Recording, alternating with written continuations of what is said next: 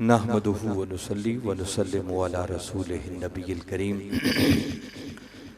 अम्मा बाद फ़ाऊज़ु बिल्लाहि मिनश शैतानिर रजीम। बिस्मिल्लाहिर रहमानिर रहीम। क़ाल अल्लाहु तबारक व तआला फ़िल क़ुरआनिल मजीद इन्नल लज़ीना आमनू व अमिलुस सालिहात उलाइका हुम खैरुल बरिया। सदक़ल्लाहुल अज़ीम। काबिल सद एहतराम सदर मजलिस जनाब चौधरी मोहम्मद जहांगीर साहिब, सदर तहरीक मिनहाजुल कुरान यूनियन काउंसिल बेकड़ी। जहांगीर साहब बैठे हैं और काबिल सद एहतराम चौधरी रियासत अली चद्दड़ साहिब, सेक्रेटरी कोऑर्डिनेशन तहरीक मिनहाजुल कुरान सेंट्रल पंजाब। दीगर काबिल सद एहतराम उलमाए कराम, मुअज़्ज़ज़ मेहमानाने गिरामी, कायदीन तहरीक मिनहाजुल कुरान और आज की इस अज़ीमुश्शान महफ़िल मीलाद मुस्तफ़ा सल्लल्लाहु अलैहि वसल्लम में जलवा अफ़रोज़ जुमला ख़वातीन व हज़रात, अल्लाह रब्बुल इज़्ज़त का लाख लाख शुक्र है कि जिसने अपनी तौफ़ीक़ ख़ास और हुज़ूर नबी अकरम सल्लल्लाहु अलैहि वसल्लम के नालैन मुबारक के तसद्दुक़ से हमें आज की इस निहायत ही बाबरकत नशिस्त में हाज़िर होने की तौफ़ीक़ अता फ़रमाई। और जिस हुस्न नज़्म, जिस खूबसूरती और जिस मोहब्बत और ज़ौक़ व शौक़ के साथ आज की इस महफ़िल का एहतिमाम किया गया, मैं इस पर इस मस्जिद की इंतज़ामिया के जुमला मीलाद कमेटी के जुमला ओहदेदारान, अहालियान बेकड़ी को और तहरीक मिनहाजुल कुरान यूनियन काउंसिल बेकड़ी की तंजीम के जुमला ओहदेदारान को और बिलखुसूस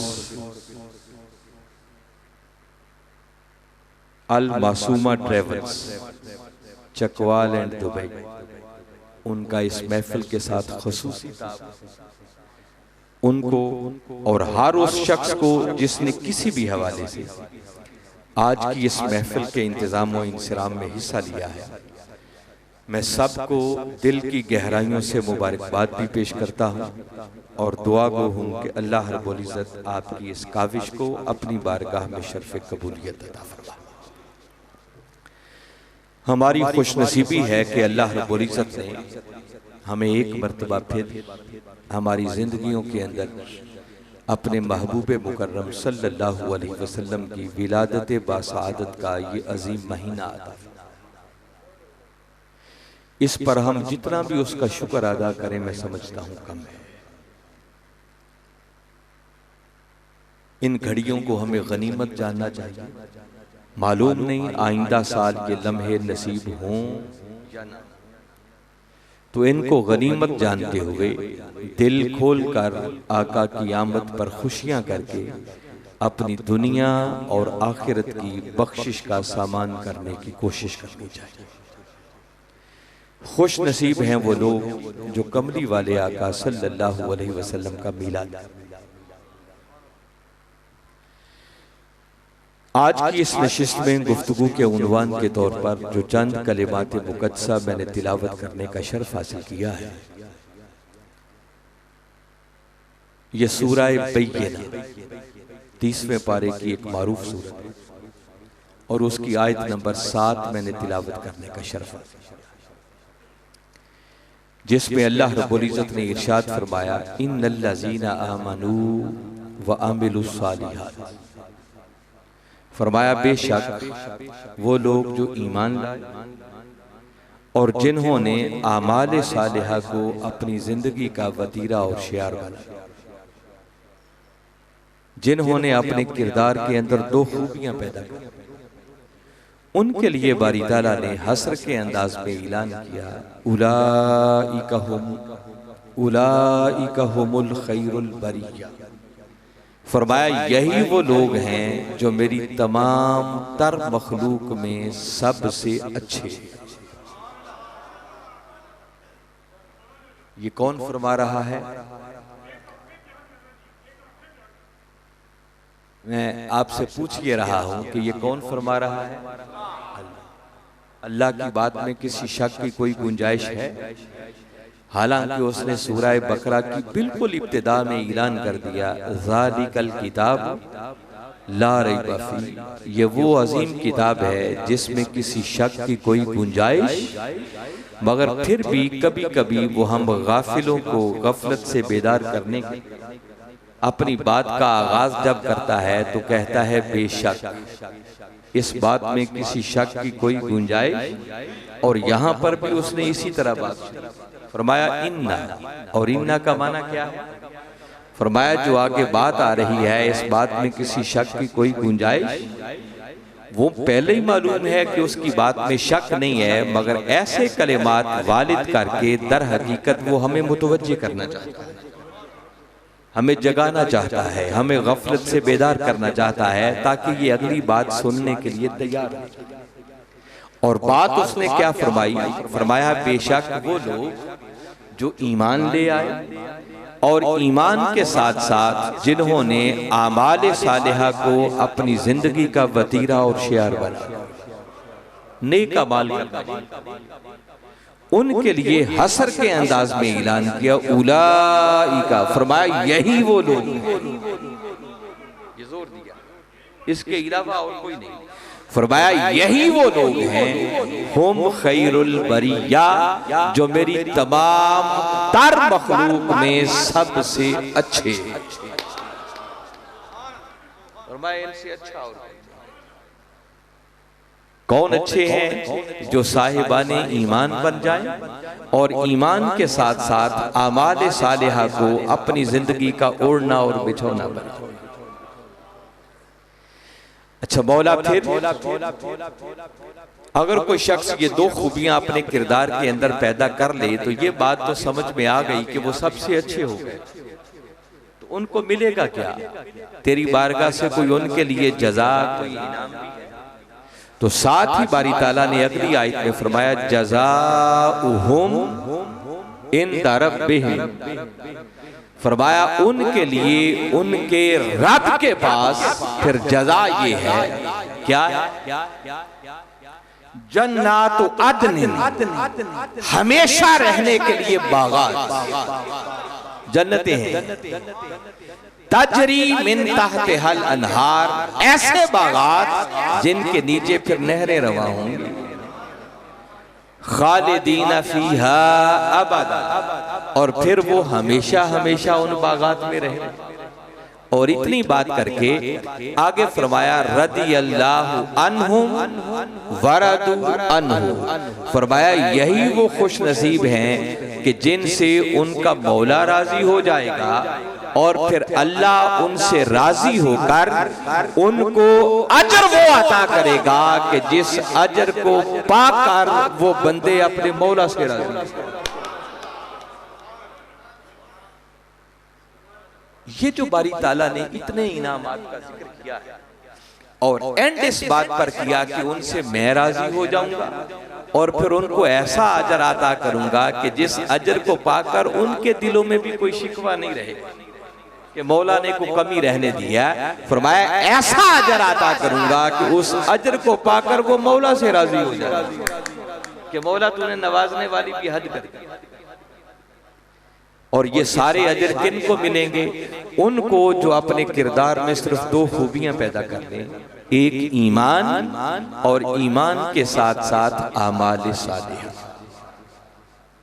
बारी ताला ने कुरान पाक के अंदर 20 मकामात पर ईमान और आमाल सालिहा के हामिल लोगों के लिए क्या क्या जज़ा है इसको कुरान पाक में बयान किया।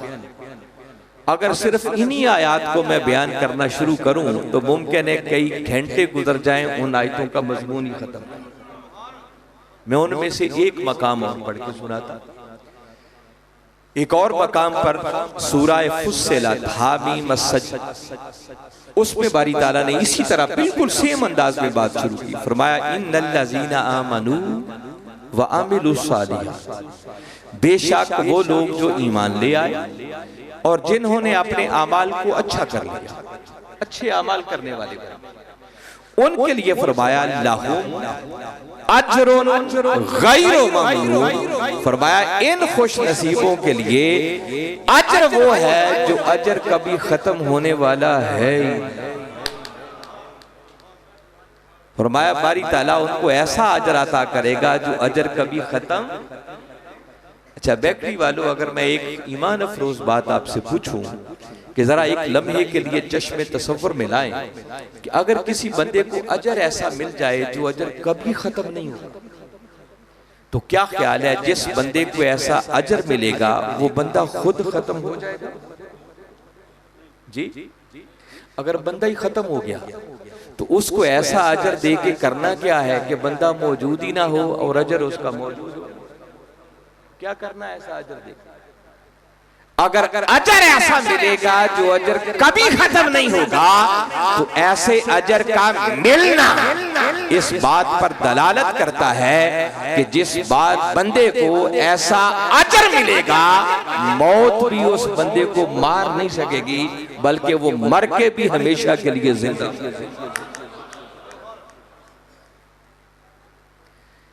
और ये अजर बारी ताला किन को अता करते हैं?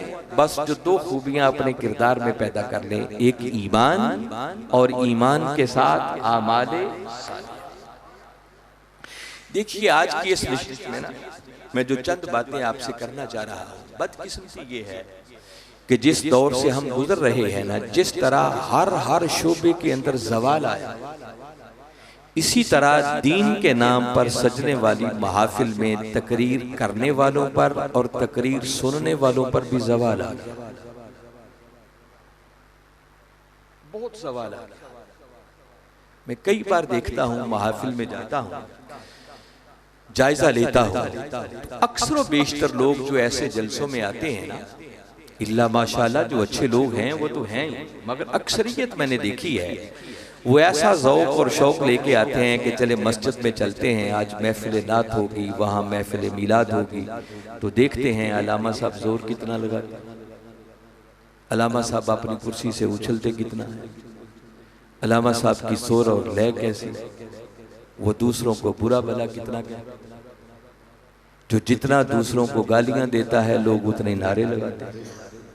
कई बार मैंने देखा है कि अलामा साहब अगर कुरान की आयतें पढ़ते चले जाएं तो लोग टस से मस नहीं होते, और जैसे ही अलामा साहब सुर लगा के एक शेर पढ़ते हैं तो सारा मजमा ही पैसे देने के लिए उठ खड़ा। ऐसा होता है या नहीं होता? ये ज़वाल आ गया है। याद रखें, इल्म जोर जोर से बोलने का नाम नहीं है, इल्म कुर्सी से उछलने का नाम नहीं है, इल्म सुर और लय का नाम भी नहीं, इल्म लोगों को बुरा भला कहने का नाम नहीं है।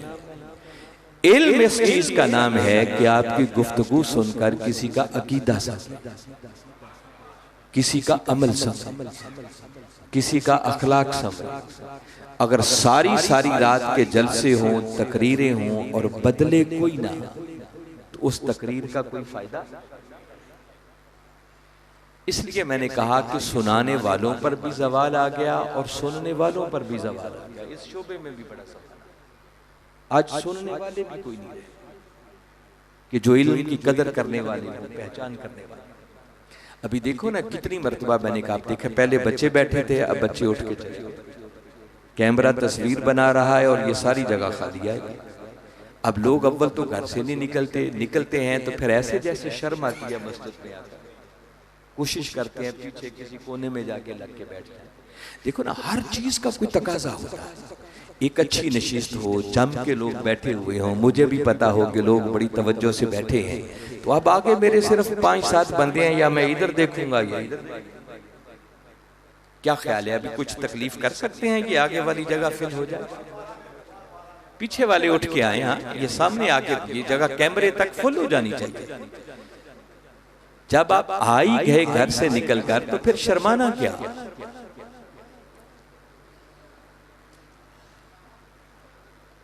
माशाअल्लाह, अल्लाह आपको इस पर भी जज़ा दे।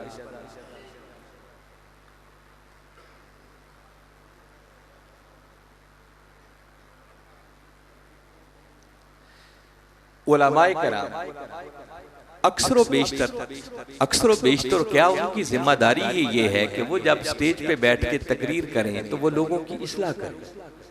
यही मकसद होता है ना तकरीर का, को हज लेना मकसद तो नहीं है। उलमा आते तो इसलिए हैं कि वो लोगों की इस्लाह करें, मगर आज सूरत हाल ये है कि अगर आप चाहें तो आप भी उलमा की इस्लाह कर सकते हैं। आप पूछेंगे हम कैसे इस्लाह कर सकते हैं? ये जो एक जवाल आया है ना सुनाने वालों पर, इसमें कसूर सुनाने वालों का नहीं है, उन पर जवाल सुनने वालों के ज़ौक़ की वजह से आया। अगर किसी अल्लामा साहब को पता है कि मुझे पैसे मिलने हैं जब मैं सुर से शेर पढ़ूंगा, तो उसको क्या जरूरत है वो मेहनत से तैयारी करके आए और आपको कुरान और हदीस की बातें सुनाए? वो आराम से आपको 2-4 सुर वाले शेर सुनाएगा, 4 पैसे लेगा, नारे शारे लगवाएगा उठ के घर। और अगर आपने पैसे देने ही सुर पर है तो फिर किसी को इल्मी बात सुनाने की क्या जरूरत? जो मैंने कहा ना कि अगर आप इस्लाह करना चाहें तो आप कर सकते हैं सुनाने वालों की। अगर आपने नारा लगाना ही उस वक्त है जब अल्लामा साहब ने किसी को गाली देनी फिर ही सुभान अल्लाह कहना, तो फिर अल्लामा साहब तो वही बात करेंगे जिस पर आपने सुभान अल्लाह कहना है और नारे लगाने।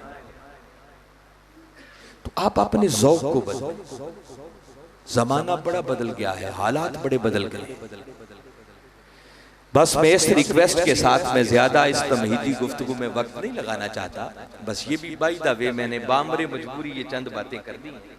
ये भी मैं समझता हूँ मेरा फर्ज मनसबी बनता है कि ऐसी बात भी करूँ ताकि लोगों की तब्दीली भी आए। बस गुजारिश ये कर रहा हूँ कि जब कभी भी किसी दीन के नाम पर सजने वाली महफिल में आए तो तमाशाई बनकर नहीं आए, घरों से बावजू होकर आए, अच्छे कपड़े पहन कर आए, सरों को ढांप कर आए और अल्लाह की बारगाह में एक दुआ करके आए कि मौला तेरे दीन के नाम पर सजने वाली महफिल में जा रहा हूँ, मेरे संवरने का कुछ सामान कर दे। जब सारे लोग ऐसी नीयत के साथ आएंगे तो मुमकिन है आपकी इन अच्छी नीयतों के सदके अल्लाह कहने वाले को भी कोई अच्छी बात कहने की तौफीक दे दे। तो जब आपकी नीयत ही नहीं होगी सुनने की तो कहने वाला भी ऐसे फिर डंग दबा के चला जाएगा। तो मैं उम्मीद करता हूं कि अब आप मेरी तब बातों पर ध्यान देंगे। मैं आज कोई बात आपसे करना चाहता हूं, कोई बात सुनाना चाहता हूं, को आपके दिल में उतारना चाहता हूं। इसलिए इस बात पर नहीं जाना कि मैं जोर कितना लगा, जोर लगाना भी आता है मेरे लिए, कोई मुश्किल नहीं है कि मैं 4 ऐसी बात करूं आपसे नारे लगवा दूं। नारे लगवाना ऐसे बाएं हाथ का कोई मुश्किल काम नहीं, मगर नहीं, ये दुरुस्त नहीं। आपने इतनी मेहनत के साथ मोहब्बत से प्रोग्राम किया है, मैं भी इतना लंबा सफर कर लाहौर से आया है, तो बैठने का कोई मकसद पूरा हो, उस मकसद के पेशे नजर आज मैंने ये मजमून आपके सामने रखा है कि अल्लाह रब्बुल इज्जत ने इस हकीकत को बड़ा वाज़ेह 2 टोक लफ्जों में ऐलान कर दिया है कि अगर कोई बंदा सही मानों में कामयाबी चाहता है और ये चाहता है कि जन्नत में चला जाए, कोई है जो जन्नत में जाने का ख्वाहिशमंद ना हो? हर कोई चाहता है कि जन्नत में जाए, और ऐसी जन्नत फिर जिसमें हमेशा हमेशा रहे। और इससे भी बढ़कर अगर कोई बंदा ये चाहे कि उसका मौला उससे राजी हो जाए, देखो ना, अगर मौला ही किसी बंदे से राजी हो जाए तो इससे आगे भी कोई डिग्री पास करने वाली बचती। और सिर्फ मौला ही राजी ना हो बल्कि फिर मौला राजी होकर बंदे को वो कुछ अता कर दे कि बंदा मौला से राजी हो जाए, मौला हद ही कर दिया। तो बारी ताला ने वो नुस्खा बताया है कि ये सारा कुछ उस शख्स को मिलता है जो अपने किरदार में सिर्फ 2 खूबियां पैदा कर ले, एक ईमान और ईमान के साथ साथ आमाल। जब 2 चीजें जमा हो जाएं तो समझ लें बंदे की दुनिया भी संवर गई और बंदे की आखिरत भी संवर गई। वो दुनिया में भी कामयाब हो, आखिरत में। आइए अब थोड़ी देर के लिए रुक कर आपको ये समझाता हूं कि ईमान किसे कहते हैं और आमाल सालिहा किसे कहते हैं, ताकि ये बात समझ आए ईमान क्या हो। आपने बचपन से ये सुनते आए होंगे ईमान की कुछ सिफात होती है। ईमान मुजमल भी होता है और ईमान मुफस्सल भी होता है। ये पढ़ते हैं ना, निकाह के वक्त भी मौलाना साहब पढ़ाते हैं दूल्हा साहब को कि ये पढ़ो आमन तो बिल्लाहि व मलाइकतिही व कुतुबिही, ये पढ़ते हैं ना सारा। ये सिफाते ईमान है, ये सारे ईमान की मुख्तलिफ जुज़ियात है जिसमें अल्लाह पर ईमान लाना है, आखिरत पर ईमान लाना, किताबों पर ईमान लाना है, अंबिया पर ईमान लाना है, फिर अच्छी और बुरी तकदीर अल्लाह ही की तरफ से है, इस बात पर ईमान लाना है। ये सारी की सारी ईमान की जुज़ियात, इस पर पूरी पूरी किताबें उलमा ने लिखी हैं, मुफस्सिरीन ने बहुत कुछ लिखा। मगर आइए आज इस ईमान को समझाने के लिए आपको एक ऐसा मकाम सुना रहा हूं कि आप सुन के हैरान होंगे कि बारी ताला ने कामयाबी की सनद और डिग्री देने का ऐलान किया और वहां सिर्फ एक ही जात पर ईमान लाने की बात। आज मौके की मुनासबत से मीलाद की महफिल है तो आपको ईमान का वो जो सूरह आराफ 7वीं सूरत है, उसकी आयत नंबर 107 जिसमें बारी ताला ने इरशाद फरमाया। आयत लंबी है, पूरी आयत पर गुफ्तगू नहीं करनी, बरकत के लिए मैं पढ़ देता हूं, सिर्फ उसका आखिरी हिस्सा आपको समझा। बारी ताला ने बात यूं शुरू की, फरमाया अल्लज़ीना यत्तबिऊन रसूलन नबियल उम्मी अल्लज़ी यजिदूनहु मकतूबन इंदहुम फित तौरात वल इंजील यामुरुहुम बिल मारूफ व यनहाहुम अनिल मुनकर व युहिल्लु लहुमुत तय्यिबात व युहर्रिमु अलैहिमुल खबाइस व यदउ अन्हुम इसरहुम वल अगलाल अल्लती कानत अलैहिम। यहां तक सारा कमली वाले आका सल्लल्लाहु अलैहि वसल्लम की शानों का बयान है, आपकी अजमतों का बयान है, और इतने मज़ामीन हैं कि इस पर अगर मैं चाहूं तो 15 खिताबात अलग अलग घंटे घंटे डेढ़ घंटे, इतने मौजूआत हैं, इतनी आका की शान बयान और सारी आका की अजमतें और शान बयान करके बारी ताला ने इसी आयत के एंड पर जहां बात खत्म की, आगे फरमाया फल्लज़ीना आमनू बिही व अज़्ज़रू व नसरू वत्तबउन नूरल्लज़ी उनज़िला मअहू उलाइका हुमुल मुफ़्लिहून। ये जो एंड किए ना जिन कलिमात पर, उलाइका हुमुल मुफ़्लिहून, मुफ़्लिहून का लफ्ज़ फला से निकला। फरमाया याद रखो हकीकी फलाह, कामयाबी और मंज़िले मुराद सिर्फ और सिर्फ उन लोगों को मिलेगी जो पहले नंबर पर मेरे इस महबूब मोहम्मद मुस्तफ़ा पर ईमान।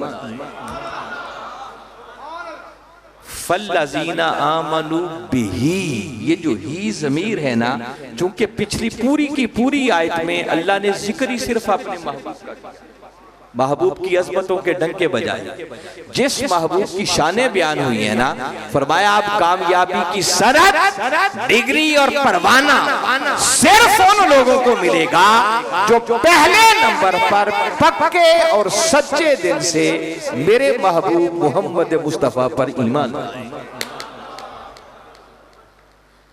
आगे फरमाया फिर हर हद से बढ़कर मेरे महबूब की बारगाह का अदब करेगा, व नसरू, और फिर मेरे महबूब की मदद करेगा, वत्तबउन नूरल्लज़ी उनज़िला माहू, और उस नूर की इत्तिबा भी करेंगे जो नूर इस रसूल के साथ उतारा गया। फरमाया ये 4 खूबियां पाई जाएंगी तो ऐसे बंदे को कामयाबी की सनद और डिग्री अता कर दी जाएगी।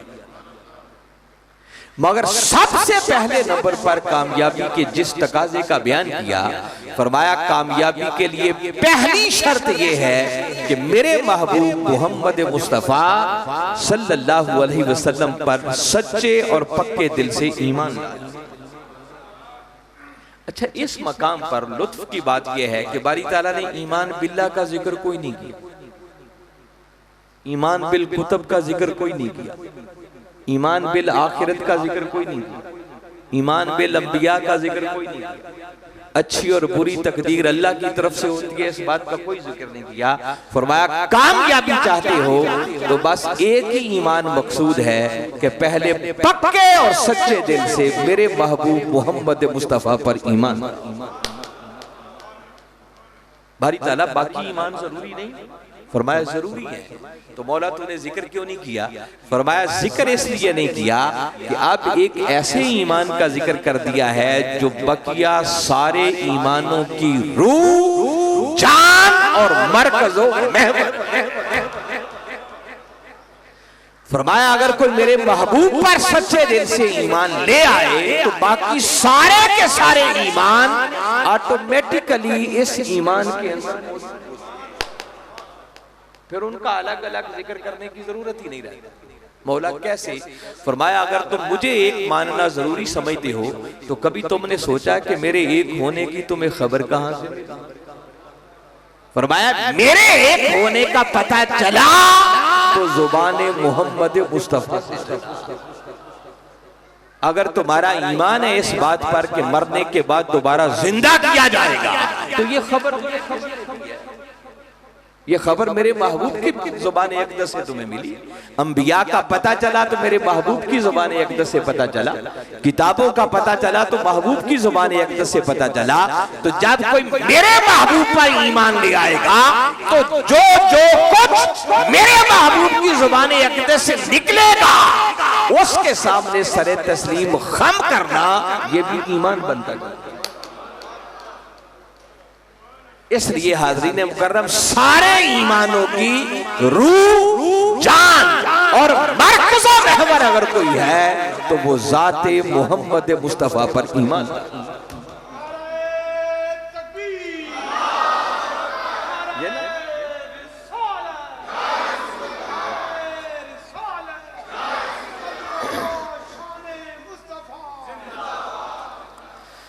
हमारे निहायत ही मोहतरम हाजी नजर, हम इनको दिल की अथा गहराइयों से वेलकम करते हैं, खुश आमदीद कहते हैं। जी आप मुझे अंदाज़ा है बता रहे थे साजिद साहब की मीटिंग चल रही है शायद। जी हम आपको वेलकम कहते हैं, खुश आमदीद कहते हैं माशाअल्लाह। तो आपको ईमान समझाना मकसूद है। तो मैंने पहले बताया कि इन सारे ईमानों का जितनी भी जुज़ियात हैं उसका मरकज़ो महवर अगर कोई है तो वो ज़ाते मोहम्मद मुस्तफ़ा सल्लल्लाहु अलैहि वसल्लम पर ईमान लाना। अब अगर कोई पूछे कि आका की ज़ाते अक़दस पर ईमान लाने से मुराद क्या है, इस पर मैं आज दो बातें आपके सामने रखूंगा। पहले तो ताजदारे कायनात सल्लल्लाहु अलैहि वसल्लम का एक फरमान आपको सुनाना चाह रहा हूं। आप सबकी तवज्जो है मेरी तरफ। ये भाई मुझे नहीं सुन रहे भाई, आपका ध्यान मेरी तरफ रहना चाहिए। आपने अक्सर बेशतर ये बात सुनी होगी और हदीस की किताबें भरी पड़ी हैं आका के इस फरमान। मेरे आका सल्लल्लाहु अलैहि वसल्लम ने फरमाया ला युमिनु अहदुकुम हत्ता अकूना अहब्बा इलैहि मिन वालिदिही व वलदिही वन्नास। फरमाया सुन लो, उस वक्त तक कोई शख्स मोमिन नहीं हो सकता जब तक कि वो अपने वालिदैन, अपनी औलाद, हत्ता के कायनात के हर शख्स से बढ़कर, फरमाया जब तक वो मेरी जात से मोहब्बत ना करे वो मोमिन नहीं हो सकता। ये कौन फरमा रहे हैं? अल्लाह के रसूल सल्लल्लाहु अलैहि वसल्लम। जिस तरह कुरान की बात में शक की गुंजाइश नहीं है, इसी तरह आका की जुबान अक़दस से निकली हुई बात में भी कोई शक की गुंजाइश। जिसने आका की जुबान अक़दस से निकली हुई बात में शक किया उस बदबख्त का उसी वक्त ईमान जाता। आका फरमा रहे हैं कि उस वक्त तक कोई मोमिन नहीं हो सकता जब तक कि अपने वालिदैन, अपनी औलाद, हत्ता के कायनात के हर शख्स से बढ़कर जब तक वो पहले मेरी जात से मोहब्बत ना करे वो मोमिन नहीं हो सकता। जिससे पता चला कि ईमान नाम है मोहब्बत मुस्तफ़ा का, ईमान नाम है इश्क मुस्तफ़ा, ईमान नाम है गुलामी मुस्तफ़ा, ईमान नाम है आका के दर का सग बन जाने का, और ईमान नाम है आका के कदमों के निशानों को अपना किबला और काबा बना लेने का। जब तक कोई शख्स पहले आका की ज़ात-ए अक़दस के साथ कायनात की हर शाह से बढ़कर मोहब्बत और इश्क वाला ताल्लुक कायम ना करे, वो करोड़ कलमा पढ़ता फिरे, उसे ईमान की खैरात मुयस्सर नहीं। ये मेरे आका इरशाद फरमा रहे हैं। यहां रुक कर फिर एक जिस खास बात की तरफ मुतवज्जे करना चाह रहा हूं। मुझे मालूम है कलेमा पढ़ने वालों में से एक तबका ऐसा भी है जो सिरे से इस मोहब्बत का मुनकिर है। वो कहते हैं इस मोहब्बत की जरूरत ही कोई नहीं है, कि तो लैला मजनू की बातें हैं, क्या खड़े होकर नाते पढ़ना शुरू कर देते। कभी मुखड़े की बात करते हो, कभी रुखसार की बात करते हो, कभी जुल्फे वल्लैल की बात करते हो, कभी मदीना की हवाओं और फजाओं की बातें करते हो, कभी गुंबद खजरा की बातें करते हो। वो कहते हैं ये लैला मजनू की बातें, इसका ईमान से क्या। कामयाबी चाहते हो तो खाली सीरत पर अमल करो, तुम्हें कामयाबी मिल जाएगी। ये एक सोच है। उन लोगों की तो मैं बात ही नहीं कर रहा। सच्ची बात है कि उनकी हालत पर तो तरस आता है कि बेचारों को हकीकत की अभी खबर ही नहीं है। एक तबका वो है जो इस मोहब्बत को मानता है, और वो हम लोग, ये सारे मोहब्बत वाले बैठे हैं। मगर एक गलत फहमी हमारे यहां भी पाई जाती है। मैं उसको दूर करना चाहता हूं कि जो मुझे सुन रहे हैं, मैं पहले उनकी बात करूं। हमारे यहाँ गलत फहमी ये है कि हम में से अक्सरियत ने ये समझ रखा है कि खाली मोहब्बत मुस्तफ़ा का नाम ईमान है। सल्लल्लाहु अलैहि वसल्लम। देखिए ना, इंसान अपने वालिदैन से भी मोहब्बत करता है, औलाद से मोहब्बत करता है, घर बार से मोहब्बत करता है, मालो दौलत से मोहब्बत करता है, अपने कारोबार और बिजनेस से मोहब्बत करता है। अगर इसी तरह की कोई मोहब्बत ताजदारे कायनात सल्लल्लाहु अलैहि वसल्लम के लिए भी हो और वो दिल के किसी कोने खुदरे में पड़ी हुई हो, तो याद रखो उस मोहब्बत मुस्तफ़ा को ईमान नहीं कहते। तो आप कहेंगे फिर ईमान किसे कहते हैं? ईमान उस मोहब्बत मुस्तफ़ा को कहते हैं जो दुनिया की हर मोहब्बत पर गालिब आ जाए। खाली मोहब्बत मुस्तफ़ा को ईमान नहीं कहते। आप कहेंगे इसकी दलील, तो मैंने अभी आका का जो फरमान सुनाया, दोबारा गौर करो। मेरे आका ने ये नहीं फरमाया कि मोमिन वो है जो अपने वालिदैन की तरह मुझसे मोहब्बत करता है। अगर वालिदैन की तरह मोहब्बत की तो ये ईमान नहीं है। फरमाया ईमान तब मिलता है जब वालिदैन की मोहब्बत नीचे रह जाए और मेरी मोहब्बत वालिदैन की मोहब्बत से भी आगे। आका ने फरमाया था उस वक्त तक कोई शख्स मोमिन नहीं हो सकता जब तक कि वो अपने वालिदैन से भी बढ़कर वालिदैन जैसी मोहब्बत नहीं चाहिए।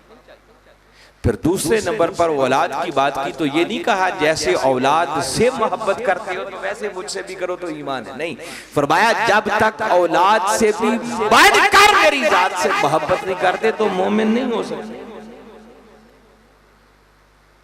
अब ये कितनी का औलाद से मोहब्बत होती है, कभी जायजा लें कि एक माँ को अपने बच्चे से कितना प्यार होता है। एक मॉडल बना लो ना मेयार सामने, और आका फरमा रहे हैं कि जितनी मोहब्बत एक माँ को अपने बच्चे से होती है ना, जब तक तुम उससे भी बढ़कर मेरी जात से मोहब्बत नहीं करते तो मोमिन नहीं हो सकते। यह आका के फरमान को समझने की जरूरत है। और फिर यहां पर इक्तिफा नहीं किया, तीसरे नंबर पर आका ने फरमाया वन्नासी अजमाइन, पूरी इंसानियत की बात कर दी। फरमाया कायनात इंसानी के अंदर एक इंसान को किसी दूसरे इंसान से जितनी भी मोहब्बत हो सकती है, आप मोहब्बत का कोई कॉन्सेप्ट अपने सामने रख लें, एक इंसान कितनी मोहब्बत दूसरे से कर सकता है। फरमाया जब तक हर उस मोहब्बत के तसव्वुर से भी बढ़कर तुम पहले मेरी जात से मोहब्बत नहीं करते, फरमाया तो मोमिन नहीं हो सकते। तो क्या ख्याल है, खाली मोहब्बत मुस्तफ़ा का नाम ईमान है? नहीं, ऐसी मोहब्बत जिसके सामने दुनिया की हर मोहब्बत घुटने टेक दे, उस मोहब्बत मुस्तफ़ा को ईमान।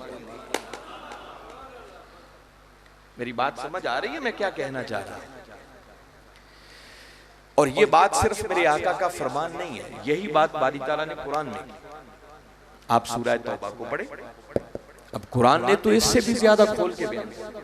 फरमाया कुल महबूब जरा अपनी मीठी मीठी जुबान से इन्हें बता दो, ऐलान कर दो, इन काना आबाउकुम व अबनाउकुम व इख्वानुकुम व अज़वाजुकुम व अशीरतुकुम व अमवालुन इक्तरफ्तुम व तिजारतुन तख्शौना कसादहा व मसाकिन तरदौनहा अहब्बा इलैकुम मिनल्लाहि व रसूलिही व जिहादिन फी सबीलिही फतरब्बसू हत्ता यातियल्लाहु बिअम्र।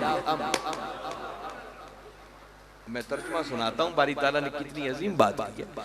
फरमाया महबूब अपनी मीठी मीठी जुबान से इन्हें बता दो, इन काना आबाउकुम, लोगों ये जो तुम अपने वालिदैन से मोहब्बत करते हो, व अबनाउकुम, फिर तुम्हारी अपने बेटों से मोहब्बत, औलादों से मोहब्बत, व इख्वानुकुम, फिर तुम्हारी अपने भाइयों से मोहब्बत, व अज़वाजुकुम, फिर तुम्हारी अपनी अज़वाज से मोहब्बत, व अशीरातुकुम, फिर तुम्हारी अपने रिश्तेदारों से, खानदान से मोहब्बत। देखिए अल्लाह का कुरान है, अब बारी ताला गिन गिन के एक एक का नाम ले रहे हैं। व अमवालुन इक्तरफ्तमुहा, फिर फरमाया तुम्हारी अपनी माल से मोहब्बत जिसको तुम बड़ी मेहनत से कमाते, व तिजारतुन तख्शौना कसादहा, फिर तुम्हारी अपनी तिजारत से, अपने कारोबार से, अपने बिजनेस से मोहब्बत जिसके नुकसान का तुम्हें डर लगा रहता है, व मसाकिन तरदौनहा, फिर तुम्हारी अपने मस्कन से, वतन से, देश से, घर बार से मोहब्बत जिसे देख देख कर तुम्हारी आंखें ठंडी होती। ये सारी मोहब्बतें गिनवा के फरमाया याद रखो, अहब्बा इलैकुम मिनल्लाहि व रसूलिही व जिहादिन फी सबीलिही। फरमाया लोगों, अगर ये दुनिया की मोहब्बतें, अल्लाह की मोहब्बत, उसके रसूल की मोहब्बत और उसके रास्ते में जिहाद की मोहब्बत पर गालिब आ गई तो फरमाया फतरब्बसू हत्ता यातियल्लाहु बिअम्रे, तो फरमाया फिर इंतजार करना तुम पर अल्लाह का अजाब कब आता है। इसका मतलब बारी ताला ऐलान कर रहे हैं कि लोगों, ईमान सलामत कब है कि दुनिया की सारी मोहब्बतें नीचे रह जाएं और अल्लाह और उसके रसूल की मोहब्बत इन सारी मोहब्बतों पर गालिब आ जाए। ये कैफियत है तो ईमान है, अगर ये कैफियत नहीं है तो अपने ईमान की खैर मांगनी चाहिए, ईमान को तलाश करना चाहिए कि ईमान के किस बात। हम सरसरी ऊपर ऊपर से बातें सुनते हैं और बस एक कान से सुने दूसरे से निकाल देते हैं, इनकी तय तक। अब बारी ताला ने तो कमी कोई नहीं छोड़ी, 8 मोहब्बतों का जिक्र किया, वालिदैन की मोहब्बत, औलाद की मोहब्बत, भाइयों की मोहब्बत, रिश्तेदारों की मोहब्बत, बीवियों की, फिर मालो दौलत की मोहब्बत, फिर कारोबार की मोहब्बत, फिर घर बार की। फरमाया अगर ये मोहब्बतें अल्लाह और उसके रसूल की मोहब्बत पर गालिब आ गई तो फिर इंतजार करना तुम पर अज़ाब कब उतरता है। अगर बचना चाहते हो तो फिर ईमान सलामत एक ही सूरत में है कि दुनिया की सारी मोहब्बतें नीचे रह जाएं और अल्लाह और उसके रसूल की मोहब्बत इन सारी मोहब्बतों पर गालिब आ जाए। ये मोहब्बतों का तवाज़ुन बारी ताला ने एक सिखाया। अच्छा, कोई सुन के परेशान ना हो रहा हो तो मैं उसको ये भी आगे बता देना चाह रहा हूँ कि अल्लाह और उसका रसूल सल्लल्लाहु अलैहि वसल्लम इन दुनिया की मोहब्बतों के खात्मे की बात नहीं करते कि इनकी मोहब्बतों की जरूरत ही कोई नहीं, ऐसी बात नहीं है। कुरान ये नहीं कह रहा कि वालिदैन से मोहब्बत होनी नहीं चाहिए, औलाद से मोहब्बत करनी नहीं चाहिए, रिश्तेदारों की मोहब्बत नहीं होनी चाहिए, मालो दौलत की मोहब्बत नहीं होनी चाहिए, घर बार और कारोबार की मोहब्बत नहीं होनी चाहिए, ये बात कुरान नहीं कह रहा। आप सोचें अगर ये सारी मोहब्बतें कुल्लियतन खत्म हो जाएं तो दुनिया का सिस्टम ही सारा मुअत्तल हो गया। अगर मां के दिल में बच्चे की मोहब्बत ही ना हो तो उसकी परवरिश कैसे होगी। अगर कारोबार और मालो दौलत की मोहब्बत इंसान के दिल से निकल जाए तो दुनिया का मुआशी सिस्टम कुल्लियतन फलाप हो के रह जाएगा। हर कोई हाथ पे हाथ धर के घर बैठ जाएगा, निजाम कैसे चलेगा। तो इन मोहब्बतों के खात्मे की बात नहीं हो रही और ना कोई कुल्लियतन अपने दिल से इन मोहब्बतों को निकाल सकता है, ये अल्लाह ने खुद मुज़य्यन की। तो फिर कुरान चाहता क्या है, अल्लाह और उसका रसूल क्या चाहते हैं। अल्लाह और उसका रसूल इन मोहब्बतों पर एक बंद बांधना चाह रहे हैं।